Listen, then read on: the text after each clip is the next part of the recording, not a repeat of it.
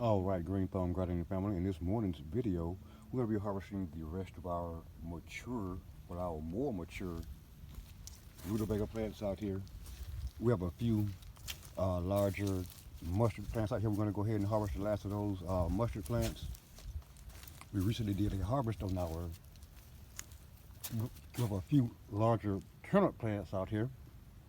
We recently harvested our mustard greens over there a few days ago, and as you can see, those leaves are large enough to harvest again out here. But we're going to leave those to harvest around Thanksgiving out here this morning. We have a few turnips over there, larger turnips over there in those rows. So we're going to go ahead and harvest also.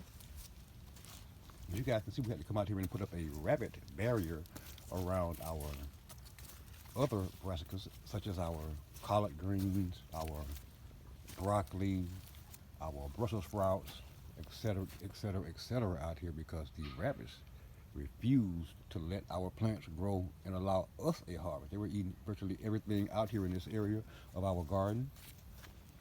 So we took the liberty of coming out here and putting up a rabbit barrier around this particular section of our garden. We have zero issues with the rabbits consuming our turnips, our rutabagas, or our mustard greens over there. So we didn't place the barrier around this section of our garden over here because, again, we have no issues with the rabbits eating on anything. But at any rate, Green Thumb Gardening family, we're going to get in here and, again, harvest the rest of these rutabagas here, few turnips, and we may even harvest a few of those mustard greens over there as well, but I'll probably, again, leave those until around Thanksgiving.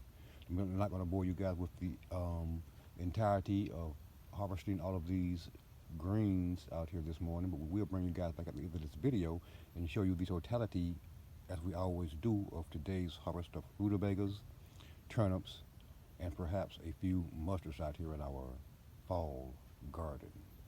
Hang tight.